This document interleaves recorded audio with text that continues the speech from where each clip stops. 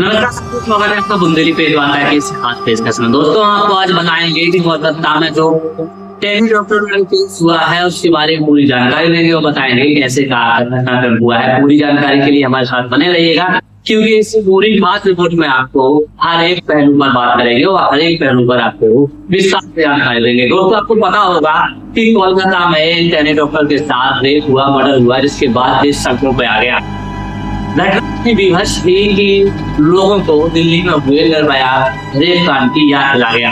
दोस्तों कोलकाता में tele doctor के साथ जब मर्डर हुआ उसका पूरी घटना हम आपको बताएंगे। तारीख 9 अगस्त 2024 की थी। उस समय था लगभग 8 बजे का। उस समय जब डॉक्टरों की शिफ्ट चेंज होती है उसी समय डॉक्टरों की शिफ्ट चेंज हुई और कुछ डॉक्टर सेमिनार हॉल से निकलना करते हैं, लेकिन सेमिनार हॉल में एक डेड बॉडी पड़ी हुई है। इसकी खबर जैसे ही कोलकाता के मेडिकल कॉलेज जो जिसका नाम था आर्टिकल मेडिकल कॉलेज, अब जानने को बताया जाता है कि सेमिनार हॉल में एक डेड बॉडी पड़ी हुई है। डॉक्टर वहां पहुंचते हैं, सभी लोग वहां पहुंच जाते हैं, वो देखते हैं कि वहां पर एक डेड बॉडी पड़ी है। जब वो डेड बॉडी को देखा गया पता चला कि ये वही डॉक्टर है जिसका मर्डर हुआ है, रेप हुआ है। दोस्तों आप बता दें समय बीतता गया और प्रशासन की ओर से कार्रवाई की गई, वहां पर तुरंत पहुंच जाती है। तभी कुछ समय बाद फोन किया जाता है, टेली डॉक्टर के जो घर वाले थे उनको फोन किया जाता है और बताया जाता है कि आपकी बेटी की तबीयत खराब है। लेकिन यहाँ जाने की बात ये है कि रात में ही टेली डॉक्टर से घर वालों की बात हुई थी, जहाँ पर ऐसी कोई बात सामने नहीं आई थी कि तबीयत में कुछ खराब है। लेकिन अस्पताल की ओर से 10:53 का पहला कॉल किया जाता है और उन्हें बताया जाता है कि बेटी की तबीयत खराब है।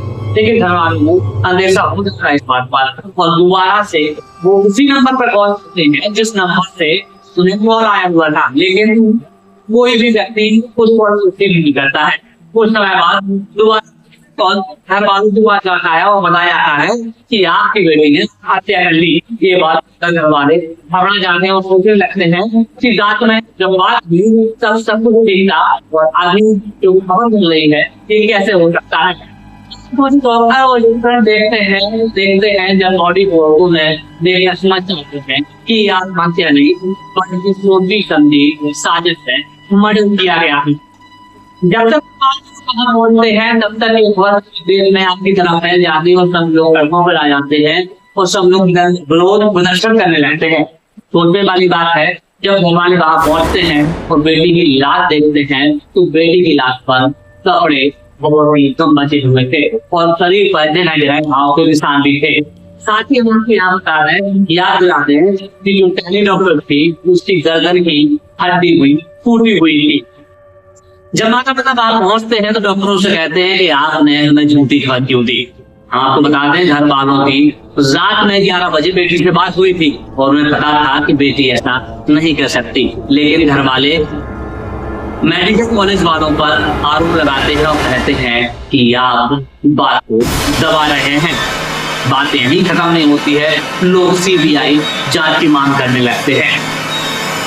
जब होती है और बारीकी से अध्ययन किया जाता है घटना स्थल का और कैमरों को तलाशा जाता है तो मालूम होता है कि 4 से 5 लोग रात्रि के समय उस सेमिनार हॉल के पास घूमते दिखाई देते हैं। पुलिस और गहनता से अध्ययन करती है तब पुलिस के हाथ में सुराग लग जाता है और सुराग के रूप में पुलिस के हाथ लगता है ब्लूटूथ डिवाइस। हम आपको बता दें कि पुलिस सभी स्टाफ को वहां पर काम करने वाले लोगों को वहां बुलाती है और बात करती है, उनसे कहती है कि अपने अपने फोन का ब्लूटूथ डिवाइस ऑन कर लीजिए। तभी उनमें से एक व्यक्ति के फोन से वो ब्लूटूथ डिवाइस कनेक्ट हो जाती है और पुलिस को पहला आरोपी मिल जाता है जिसके फोन से ब्लूटूथ डिवाइस कनेक्ट हुई थी। उसका नाम था Sanjay Roy. Sanjay Roy article medical college में सिविल वॉलंटियर का कार्य करता है और पुलिस उसे गिरफ्तार कर लेती है। जब पुलिस उससे पूछताछ करती है तो पूछताछ में कुछ बातों को संजय रॉय कबूल भी कर लेता है।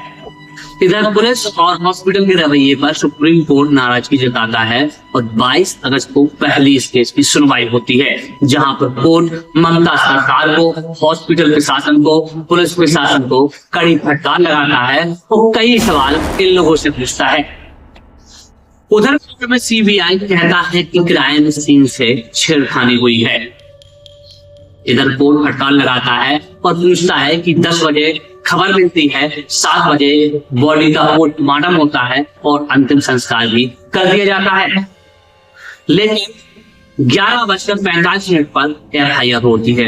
इन 16 से 17 घंटों में पुलिस कर क्या रही थी? अमूमन आपने देखा होगा, जब कोई बॉडी होती है, जब कोई लाश होती है, तो पहले उसकी FIR होती है, बाद में उसका पोस्टमार्टम होता है, इसके बाद पंचनामा होकर लाश परिवार वालों को सौंप दी जाती है। लेकिन कोलकाता केस में सब कुछ उल्टा हुआ, जिसकी वजह से सब कोई संदेह की दृष्टि में आ गया। यहाँ पर 10 बजे खबर मिलती है, 7 बजे पोस्टमार्टम होता है, इसके बाद अंतिम संस्कार होता है। 11:45 पर जाकर उसकी FIR लिखी जाती है, जिस पर कोर्ट गुस्सा होता है और फटकार लगाता है।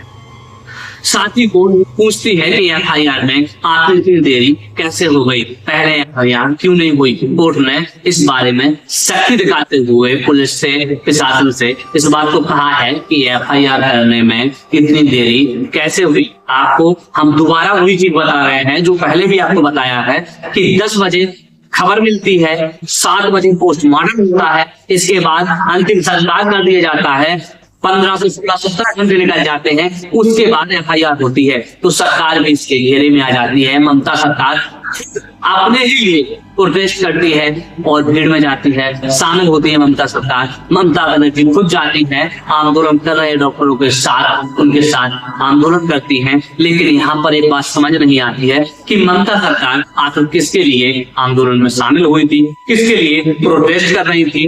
देश जब प्रोटेस्ट कर रहा था, डॉक्टर अब भी हड़ताल पर थे, लेकिन कोर्ट डॉक्टरों से कहता है कि आप हड़ताल कर दीजिए। लेकिन यहाँ पर सोचने वाली बात है कि कोलकाता में एक टेली डॉक्टर का मर्डर हो जाता है, कारपेट में सुरक्षित नहीं है, हॉस्पिटल में सुरक्षित नहीं है।